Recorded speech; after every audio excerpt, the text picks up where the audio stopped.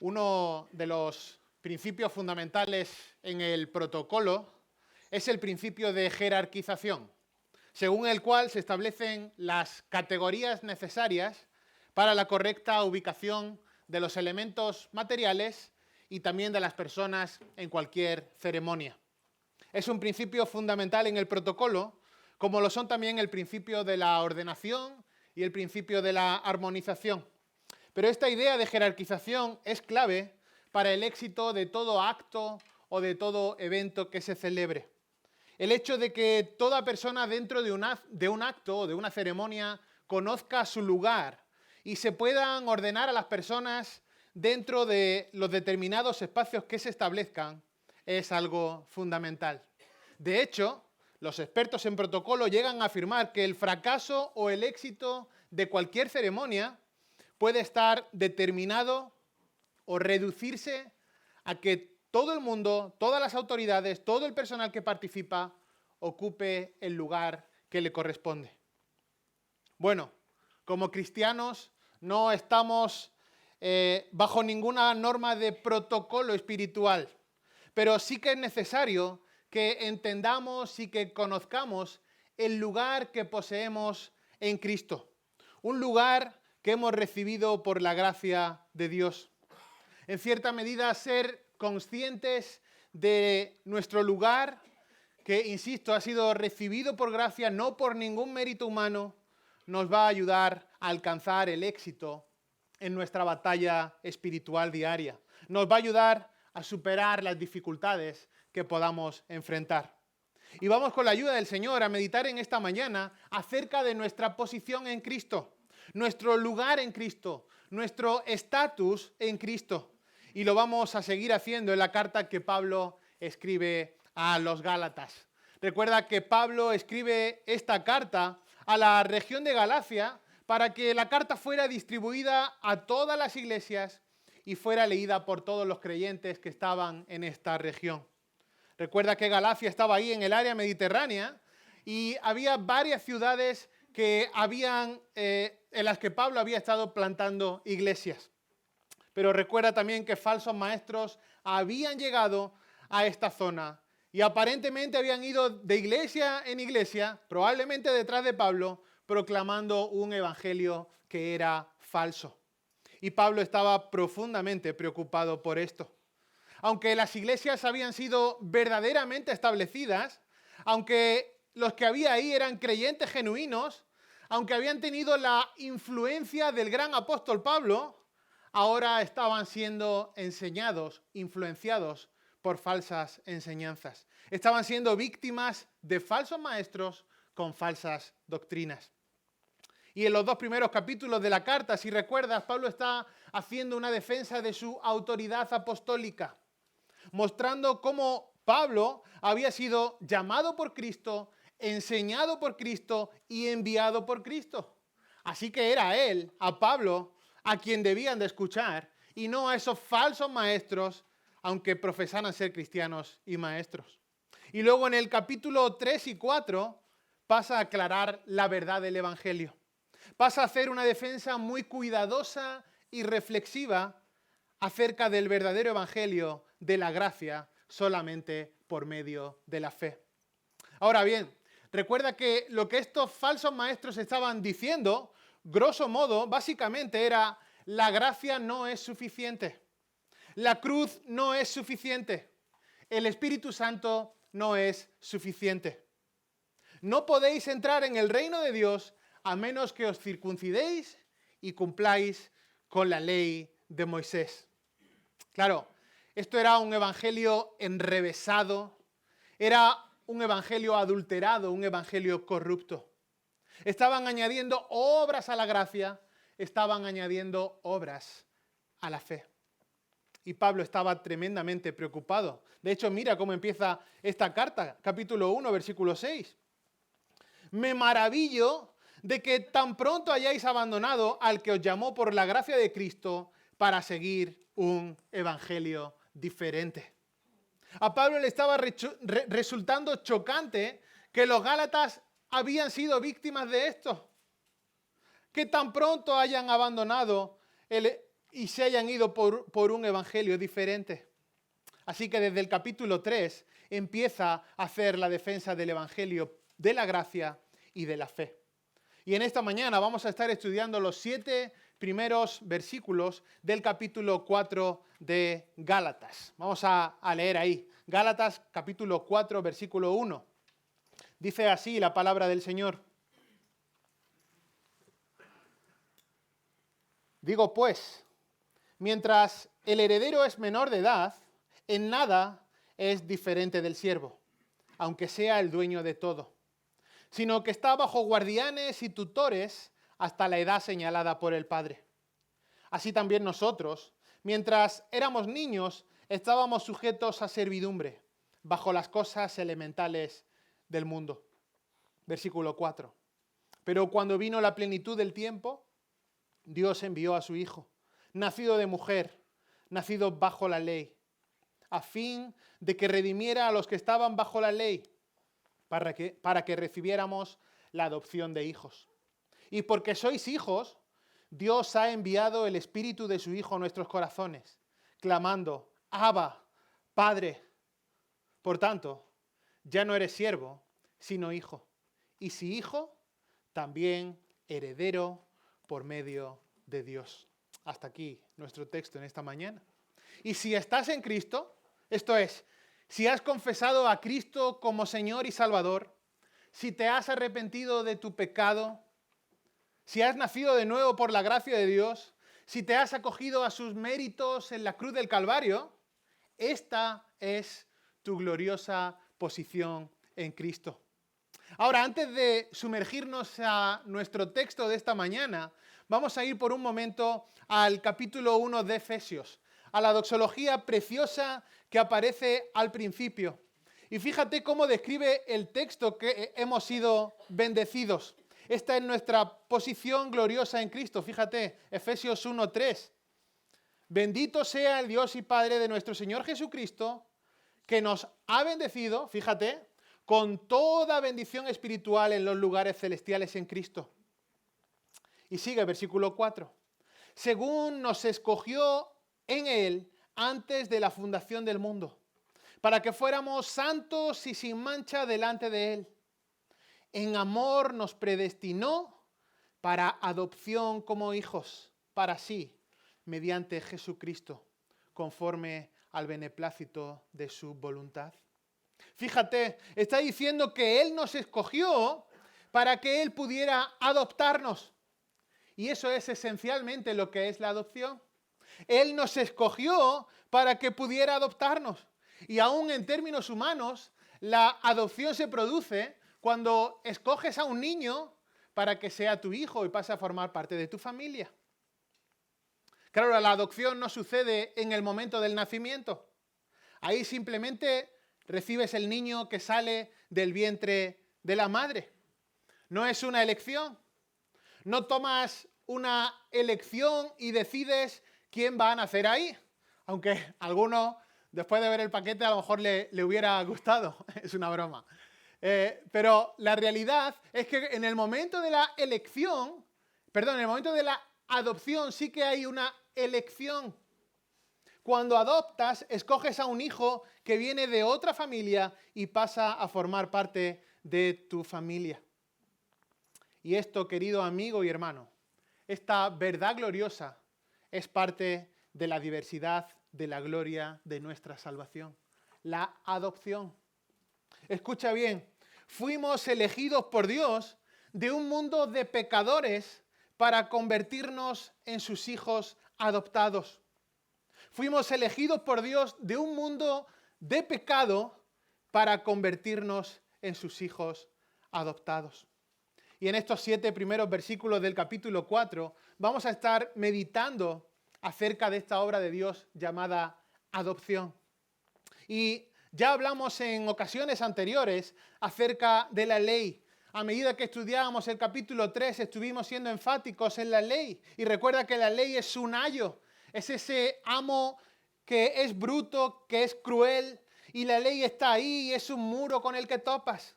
Y no importa cuánto te esfuerces por hacer buenas obras, que nunca vas a poder hacer lo suficiente, nunca vas a poder evitar el pecado. Cada uno de nosotros violamos la ley y la sentencia de muerte está sobre nosotros. Entonces la ley, al ver esta realidad, nos lleva a ese punto de desesperación, de clamar al Señor. Y solo recuerda que en el versículo 24 del capítulo 3 dice que la ley ha venido a ser nuestro ayo, recuerda ese guardián, esa persona que cuidaba a un niño para instruirla, ese guardián personal, con un propósito, ahí dice el versículo 24, a fin de que seamos justificados por la fe. Así que la ley es ese guardián que tuvo la tarea, la responsabilidad de llevarnos a Cristo para que fuéramos justificados por la fe. La ley nos muestra el infierno como la realidad inevitable, la única salida al final de nuestra vida si no estás en Cristo. Así que de esta forma, en desesperación plena, nos lleva a los pies de Cristo, a quien podemos recibir únicamente por medio de la fe. Bueno, tal vez estés pensando que eres muy bueno o que conoces a alguien que es muy bueno y que puede cumplir la ley 100%. Siento decirte que esto es imposible. Y aún recuerda que transgredir uno solo de los mandamientos de la ley, aunque solo sea una vez, hace que la persona caiga en maldición. Y puesto que todas las personas hemos caído en un punto, en un momento, todos estamos bajo maldición. Recuerda Romanos 3, por cuanto todos pecaron y están destituidos de la gloria de Dios. Así que esto hace que quede eliminada cualquier suposición de que una persona podría ganar el favor de Dios, podría ganar la aceptación divina por su propio esfuerzo. Y Pablo está afirmando en esta carta que la justificación es solo por la fe. La Biblia afirma que hemos sido redimidos en Cristo de la maldición de la ley. Y la Biblia nos enseña, esta carta nos enseña, que vivir por la ley es vivir por el esfuerzo individual. Y eso solo va a terminar en fracaso, en condenación y en muerte. En cambio, vivir por fe es vivir por la gracia de Dios. Y eso va a llevarnos a la justificación y a la vida eterna. Recuerda Santiago 2, porque cualquiera que guardare toda la ley, pero ofendiere en un punto, se hace culpable de todos. Romanos 3, ya que por las obras de la ley ningún ser humano será justificado delante de él, porque por medio de la ley es el conocimiento del pecado. Así que la justificación es por fe, por la obra de Cristo. Y ese es el mensaje de Pablo a lo largo de la carta de los Gálatas. Quería enfocarles, quería reubicarles, quería posicionarles en el verdadero evangelio. Y aquí en el capítulo 4 continúa con la misma verdad de nuevo. Y ahora lo va a hacer presentando un contraste, un fuerte contraste entre la condición del hombre cuando está bajo la ley y su condición cuando está en Cristo y es el destinatario de la promesa. Mostrando cómo él pasa de la esclavitud de la ley a la libertad que solo es posible en Cristo. Así que esta doctrina de la adopción nos lleva a considerar lo que significa ya no ser un esclavo, sino ser un hijo de Dios, estar en la familia de Dios. Ahora veamos dos aspectos en torno a la adopción que se desgranan en estos versículos. El primero de ellos está en los 3 primeros versículos y lo podemos llamar la premisa de la adopción. La premisa de la adopción, versículos 1 al 3, vamos a leer de nuevo. Dice así la palabra del Señor, digo pues, mientras el heredero es menor de edad, en nada es diferente del siervo, aunque sea el dueño de todo, sino que está bajo guardianes y tutores hasta la edad señalada por el Padre. Así también nosotros, mientras éramos niños y estábamos sujetos a servidumbre bajo las cosas elementales del mundo. Estamos ante una ilustración simple. El texto está hablando de un hijo que está llamado a ser el heredero de mucho en la edad señalada. Y un hijo podría ser un heredero, pero este texto, esta ilustración, nos está llevando a considerar que ese heredero, mientras es niño, no difiere en absoluto de un esclavo, aunque esté llamado a ser el dueño de todo. Porque dice el texto que mientras ese niño está bajo el cuidado de guardianes, bajo gente que lo cuida hasta la fecha que ha establecido el padre, puede que sea el heredero de todo, pero hasta ese momento no tiene nada. Está asimilado a una situación de esclavitud. Claro, esto en nuestro tiempo es un poco más complejo de entender, pero hay que ir al contexto del momento. Y es que esto era una realidad bajo la ley judaica, era una realidad bajo las normas griegas y era una realidad bajo la ley romana. Por ejemplo, la ley romana establecía que en algún momento entre la edad de 14 años y 17 años, la familia tenía un festival sagrado que se llamaba Liberalia. En ese momento, cuando el padre decidía entre esa edad, 14 y 17 años, el niño se llevaba al foro en Roma y era presentado a la vida pública. Era un día definitivo. Era el día en el que dejaba la niñez atrás, se le reconocía su madurez y empezaba la vida adulta. Se manifestaba de una forma simbólica, de manera que el niño llevaba ahí todos los juguetes y los dejaba atrás. Y Pablo está tomando esta idea aquí. Y todo el mundo, en el mundo antiguo, en la edad antigua, estaría entendiendo esta figura. Sabía que había un tiempo en el que un niño pasaba de la edad de la niñez a la edad de la responsabilidad. Pero hasta que llegaba ese día, la situación del niño no difería de la de un esclavo. Él podía ser el heredero de un patrimonio increíblemente grande, un patrimonio que sería de él, pero todavía era un niño y por lo tanto estaba bajo el amparo de guardianes y gente que lo cuidaba. Mientras que él es un niño, él está bajo guardianes y gente que los cuida, guardianes, administradores de todo. Y nos lleva un poco de nuevo a la idea de ese ayo que aparece en el capítulo 3 y versículo 24. Al niño le está esperando su promesa, pero mientras espera va madurando. Mientras que él es un niño, él no es diferente a un esclavo. Él recibe órdenes y las cumple hasta que llega la fecha establecida por el Padre.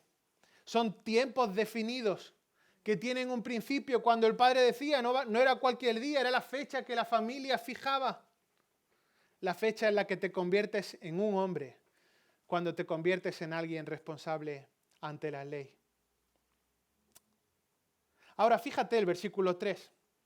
Empieza así también nosotros. Ahora él pasa de esa ilustración a la aplicación. Dice, así también nosotros, cuando éramos niños, estábamos sujetos a servidumbre. Esta es esclavitud. Y sigue el versículo diciendo, bajo las cosas elementales del mundo. Pablo dice, mientras que éramos niños, estábamos en esclavitud. Y lo estábamos en esclavitud bajo las cosas elementales del mundo. Y pensando un poco en el contexto del momento, para el judío, la esclavitud venía definida por la ley escrita de Dios. Para el gentil también era por la ley de Dios, pero en este caso escrita en sus corazones, porque no tenían una ley escrita como tal. El caso es que en cualquiera de las situaciones, para cualquier contexto, estaban en esclavitud, plena esclavitud, y realmente nunca iban a poder ser liberados de esa esclavitud hasta que se convirtieran en maduros. Ahora, sigue el versículo 4 y dice al final el versículo 3 y dice al final, bajo las cosas elementales del mundo. Otras traducciones dicen los rudimentos del mundo. ¿Qué es esto? ¿Qué significa esta idea de las cosas rudimentales, las cosas elementales del mundo? Bueno, es la misma idea que Pablo les da a los colosenses en el capítulo 2, versículo 8, recuerda. Mirad que nadie os engañe por medio de filosofías, engaños vacíos, según las tradiciones de hombres, según los rudimentos del mundo. Esa es la idea de todo aquello que teníamos antes de estar en Cristo. Todo aquello que nos hacía cautivos, que nos llevaba a esclavitud, que nos mantenía sujetos antes de estar en Cristo. No importa lo que sea. Puede que fuera vana filosofía, puede que fuera engaño vacío, que fuera seguir tradiciones de hombres, que fuera seguir ciertas reglas, ciertos decretos. Mira, no hagas esto, no toques esto. O aún dar una apariencia de fachada de religiosidad. Aún algunos llegan al punto de tratar severamente su cuerpo, están dispuestos a flagelar su cuerpo, aplicar dolor sobre su cuerpo, para tal vez así ser liberados de esa esclavitud. Pero toda la religión sin Cristo es una religión que representa los rudimentos de este mundo, lo elemental, las cosas elementales de este mundo. Cualquier cosa que te hacía cautiva sin Cristo está dentro de esas cosas elementales, las cosas elementales del mundo. Y aún toda la religión, no importa lo sofisticada que pueda parecer, aún el judaísmo más extremo, aún cualquier religión que esté pensando en tu mente, toda religión separada de Cristo, de la obra de Cristo en la cruz y de los méritos suficientes y únicamente necesarios de Cristo en la cruz. Todo eso, sin Cristo, es elemental, es rudimento. Romanos 1 dice, profesan ser sabios, pero son necios. Y toda religión fuera de Cristo es así. Entonces, eso es lo que está diciendo aquí. Dice, antes de Cristo éramos como un niño. Estábamos en un nivel básico de madurez. Estábamos en la escuela dando los primeros pasos. Pero esa es la premisa previa a la adopción. Esa es la premisa previa a la salvación. Éramos incapaces de tomar nuestra herencia. Porque no habíamos llegado a la edad adulta. No había llegado esa edad establecida. Esa es la premisa de la adopción. Ahora, a partir del versículo 4, vemos el segundo aspecto. Y es la bendición de la adopción. La bendición de la adopción. Fíjate, dice el versículo 4. Pero ¿cuándo? Este pero es un contraste. Esto es un fuerte contraste. Dice, pero cuando vino la plenitud del tiempo, Dios envió a su Hijo, nacido de mujer y nacido bajo la ley, para que redimiese a los que estaban bajo la ley, a fin o para que recibiéramos la adopción de hijos. Esto es un tremendo y bendito contraste. Pero cuando vino el cumplimiento del tiempo. Y solo una nota sobre esta idea, porque el tiempo de Dios fue perfecto. No es que Dios lo dejara pasar hasta que le dio por ahí. No es que cómo aguantó la cosa. No, el tiempo de Dios fue perfecto. Y la ley estuvo en existencia durante cientos y cientos de años. Y esa ley era ese ayo para llevar a las personas a Cristo. Pero cuando Cristo finalmente vino, con Cristo vino la liberación de la ley. Esa esclavitud fue larga, la esclavitud fue dura, pero cuando vino el cumplimiento de los tiempos, finalizó. Con Cristo finalizó. Y la plenitud del tiempo que aparece ahí en el versículo 4 se refiere a la nueva época de salvación, la llegada de Cristo, la edad mesiánica. ¿Cómo sabemos esto? Bueno, sigue leyendo el versículo 4. Pero cuando vino la plenitud del tiempo, ¿qué hizo Dios? Dios envió a su Hijo. Y esto marca la culminación de la historia humana. Después de una larga esclavitud, después del sufrimiento, esperando a que un redentor les liberara, el cumplimiento del tiempo. El tiempo perfecto, el tiempo oportuno, el tiempo exacto llegaba con la venida de Cristo. Y fíjate, dice ahí el versículo 4, que Dios envió a su Hijo. No dice que Él creó a su Hijo, dice que Él lo envió, porque recuerda, Él ya existía. Dice el Evangelio de Juan que en el principio era el Verbo, y el Verbo era con Dios, y el Verbo era Dios. Y un poco más adelante, en el versículo 14, dice que aquel Verbo fue hecho carne. Entonces, el Hijo eterno de Dios, sempiterno, eterno desde el principio, sin principio ni final, el Hijo eterno toma forma humana, se convierte en hombre. Dios envía a su Hijo. Él es Dios. De hecho, la Escritura dice que Él es la representación exacta de Dios, que es Dios en forma humana, que es 100% Dios. Y sigue Juan y dice, y vimos su gloria, gloria como del unigénito del Padre, lleno de gracia y de verdad. Y esa es la razón por la que los evangelios hacen un énfasis tremendo en presentar a Jesús como Dios. Jesús es 100% Dios. Ahora Dios envía a su Hijo, Él es deidad, pero no solo es deidad, porque sigue el versículo 4 y dice que fue nacido de mujer. Él fue nacido de mujer. Y esto nos lleva a considerar su humanidad completa. 100% hombre.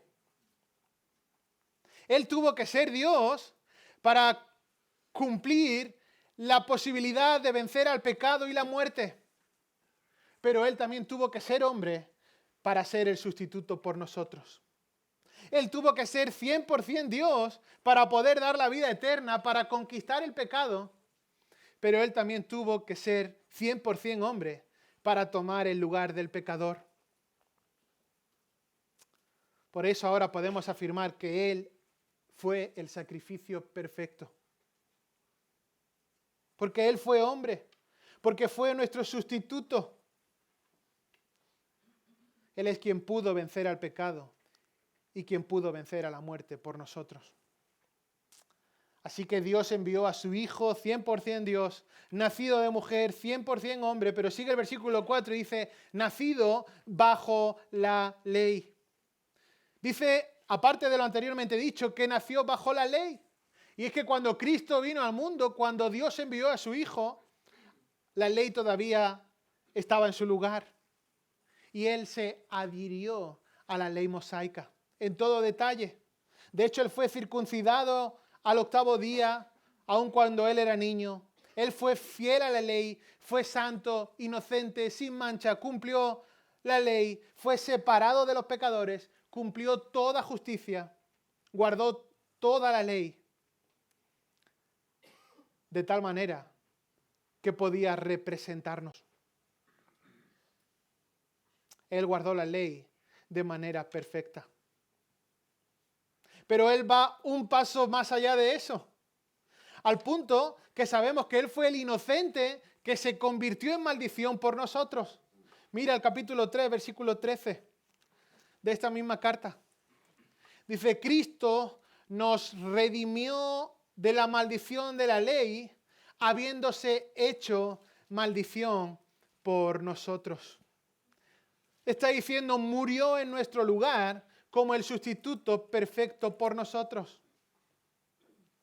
Verdaderamente la llegada de Cristo abre la puerta, abre las compuertas, al punto que Romanos 8 dice que lo que la ley no podía hacer, Dios lo hizo enviando a su propio Hijo. ¿Y qué era lo que la ley no podía hacer? ¿Qué era aquello que la ley no podía hacer? Bueno, no podía salvarnos. Al punto que nuestros pecados son imputados a Él en su muerte y su vida perfecta nos es imputada a nosotros por medio de la fe. Así que Dios envió a su Hijo en la plenitud del tiempo, en el tiempo perfecto, oportuno. Ahora, ¿por qué iba a enviar a su Hijo? Fíjate, versículo 5. A fin de que redimiera a los que estaban bajo la ley, para que recibiéramos la adopción de hijos. Él lo hizo para redimirnos. para comprarnos de la esclavitud del pecado. Y para redimirnos, ¿para qué? A fin de que, mira cómo termina el versículo 5, a fin de que recibiéramos la adopción de hijos. Esto es un enorme privilegio. Es un privilegio incomparable,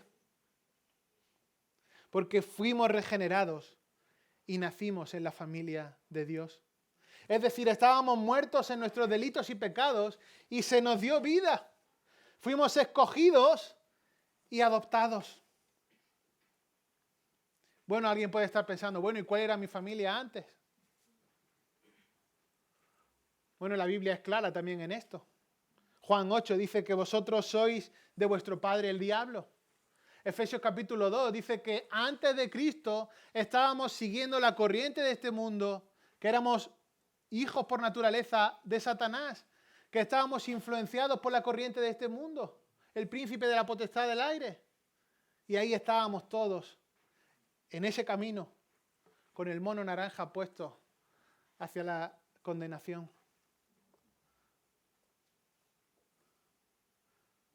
Éramos hijos de desobediencia, hijos de ira. Nuestro hogar, nuestra familia era el sistema del mundo. Estábamos en esclavitud al pecado. Estábamos en muerte, rumbo al infierno. Pero Dios mostró su gloria a través de amor y gracia hacia nosotros. Y recuerda lo que dice el capítulo 3, versículo 26 de esta misma carta. Ahora, si estás en Cristo, todos sois hijos de Dios mediante la fe en Cristo Jesús. Esto es tremendo. Es pasar de la potestad de las tinieblas, de estar bajo el poder y la influencia de Satanás, a entrar al reino de su Hijo amado, pasar a formar parte de la familia de Dios. Él vino a redimirnos, dice el versículo 5, para que pudiésemos recibir la adopción como hijos. Se nos da vida, somos declarados justos y ahora lo que Dios está diciendo es que nos mueve de la familia de Satanás a la propia familia de Dios. Dios dice, os estoy colocando en mi familia. Esto es maravilloso. Y fíjate cómo sigue el versículo 6. Y porque sois hijos, Dios ha enviado el Espíritu de su Hijo a nuestros corazones, clamando, Abba, Padre. A veces pasamos de largo leyendo y no nos paramos al detalle de lo que verdaderamente esto representa. Pero lo que aquí leemos es que Dios confirma a los creyentes como sus hijos adoptados, como que forman parte de su familia por medio del don del Espíritu Santo, quien es el Espíritu de su Hijo. Y uno de los diferentes ministerios que hace el Espíritu Santo para beneficio de sus hijos, uno de los beneficios que el Espíritu Santo está obrando en tu vida si estás en Cristo, es que te equipa con la confianza de que puedes clamar a Él y decir, Abba, Padre. Ya hablamos de esto en alguna ocasión anterior, pero Abba es una expresión diminutiva con cierto apego cariñoso de la palabra Padre, no irrespetuoso, pero es un término que nos lleva a considerar la cercanía de Dios. Si estás en Cristo, si has nacido de nuevo, entonces el Espíritu Santo está obrando en ti, te está capacitando al punto de que te lleva a tener una relación personal, íntima, con nuestro Padre Celestial. Esto es tremendo. Es el Dios creador del universo, el Dios santo, el Dios justo, el Dios recto. Puedes tener una relación personal e íntima con Él, al punto de que puedes acercarte a Él en cualquier momento. Puedes acercarte a Él en cualquier circunstancia. Y lo haces sabiendo que Él nos oye y nos cuida con amor, porque le pertenecemos. Y esto rompía todos los esquemas. En la antigüedad habría que hacer grandes sacrificios. Solo una persona en un momento adecuado podía entrar al lugar santísimo, ofrecer el sacrificio, y esto rompe todos los esquemas. Liberados de la esclavitud, ahora Dios envía al Espíritu de su Hijo a nuestros corazones y podemos clamar, Abba, Padre. Así que no importa cuál sea tu circunstancia, no importa cuál sea el momento del día, no importa cuál sea el momento de la semana. Si estás en Cristo, Él te oye, Él te cuida con amor. Eres una posesión preciada para Él. Ahora no termina ahí, sino que mira cómo sigue el versículo 7. Dice, por tanto, y esta idea nos lleva a cerrar esta idea que hemos empezado en el versículo 1. Por tanto, ya no eres siervo, sino hijo. Este es el tremendo contraste. Ya no estás bajo la esclavitud, es la idea de esa palabra siervo ahí. Ya no eres esclavo, sino hijo. Fíjate, y si hijo, también heredero por medio de Dios. Tremendo. Hemos sido colocados en unión con el Hijo. Juan 1:12 dice, mas a todos los que le recibieron, les dio autoridad de ser hechos hijos de Dios. Y esa es la autoridad que tenemos si estamos en Cristo. Esa es la perfecta posición que tenemos. Tenemos autoridad como los hijos de Dios. Recuerda 1 Juan capítulo 3, un versículo precioso. Mirad cuán gran amor nos ha dado el Padre para que seamos llamados hijos de Dios. Maravilloso. Romanos 8:17 habla de nuevo de esta verdad magnífica. Recuerda, dice, y si hijos, también herederos. Herederos de Dios y coherederos con Cristo. Y eso es lo que significa ser un hijo de Dios. Y eso es lo que está diciendo el versículo 7. Dice, mira, la esclavitud queda atrás, ahora eres hijo. Y como eres hijo, también eres heredero por medio de Dios. O mediante la acción de la gracia de Dios. Eso es lo que significa ser un hijo de Dios. Ya no eres un esclavo. Ya no eres ese niño inmaduro. Ahora eres mucho mejor que un esclavo. Hemos sido librados de esa esclavitud. Hemos sido adoptados de manera completa como hijos. Y como hemos sido hechos hijos de Dios, y este es el flujo de pensamiento de Pablo, somos también herederos de Dios. Somos coherederos con Cristo. Dios, escucha, nos da todo lo que su Hijo posee. Esto es tremendo. La idea de ser coherederos con Cristo nos posiciona en lo que poseemos y en lo que está por venir. Ahora, si vives apartado del Evangelio de Cristo, si vives apartado de la fe en Jesucristo, no importa lo religioso que seas. No importa la vida moral que lleves. Estás en esclavitud. Estás bajo pecado. Eres cautivo de las cosas elementales de este mundo, como dice el versículo 3. No puedes entrar en el reino de los cielos hasta que seas un hijo de Dios. Y eso solo va a suceder cuando vengas en fe a Jesucristo. No hay otra forma, no hay otro medio posible.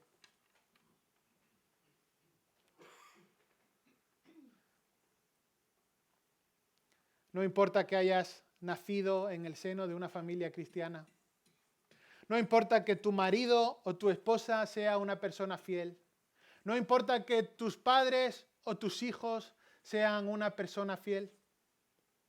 Necesitas de forma personal reconocer a Cristo como Señor y Salvador. Si has nacido de nuevo, entonces dice las Escrituras que te conviertes en un coheredero con Cristo de todo lo que Dios posee. El día que depositamos nuestra fe en Cristo como Señor y Salvador, ese día su justicia es cargada a nuestra cuenta. La justificación es solo por la fe. Una fe que implica renunciar a uno mismo, despojarse de toda confianza propia en lo que yo puedo hacer, en mis obras, en mis propios méritos. Reconoces tu pecado, tu incapacidad total para acercarte a ese Dios santo, tu incapacidad total para salvarte por tus propios medios. Y al ver que el juicio de Dios te espera, te das cuenta de que tu única salida, tu única esperanza es la gracia y la misericordia de Dios. Una fe que no se queda solo en confesar, sino que también implica una confianza y una sumisión totales al Señor. Apoyarnos por completo en Él, confiar sin reservas en lo que Él nos provee, en su poder y vivir una vida de obediencia. Alguien dijo, la fe que justifica no es una fe fuerte, sino una fe verdadera, la cual no solo trae salvación al creyente, sino que trae gloria a aquel que salva. Alguien también dijo, la salvación viene solamente por creer en el Señor Jesús, quien pone fin a la tiranía de la ley. Por lo tanto, los pecadores son salvos por gracia mediante la fe, aparte de sus propias obras. Son perdonados no por lo que ellos han logrado, sino por lo que Dios logró a través de Cristo, una vez y para siempre. Fin de la cita. Que el Señor nos ayude a considerar estas realidades en nuestra vida. Nuestra posición delante de Dios. Y no hay muchas opciones. O estás en Cristo y eres hijo de Dios, coheredero con Cristo. O estás sin Cristo, abocado a la condenación, porque la paga del pecado es muerte. Vamos a orar. Señor y Padre nuestro que estás en el cielo, estamos maravillados, asombrados al contemplar tu perfecto plan de redención. Señor, vemos que la salvación es solo posible por medio de Cristo, gracias a sus méritos en la obra de la cruz. No es por obras, no es por méritos personales. Somos salvos por gracia, por medio de la fe. Y esto, Señor, nos humilla. Nos lleva a ver nuestra pésima y trágica condición sin ti. Pero también nos hace ver tu infinito amor, tu infinita bondad y tu infinita misericordia para con nosotros. La salvación viene solo por creer en el Señor Jesús. Aquel y solo aquel que puso fin a la tiranía de la ley. Señor, gracias porque vino la plenitud del tiempo y enviaste a tu Hijo, 100% Dios, 100% hombre. Señor, vivió una vida perfecta y murió en la cruz del Calvario. La única forma posible para que todos los que estábamos bajo la ley fuéramos redimidos. Señor, la única forma posible para que pudiéramos recibir la adopción como hijos. Y gracias, Señor, porque somos bendecidos por esta preciosa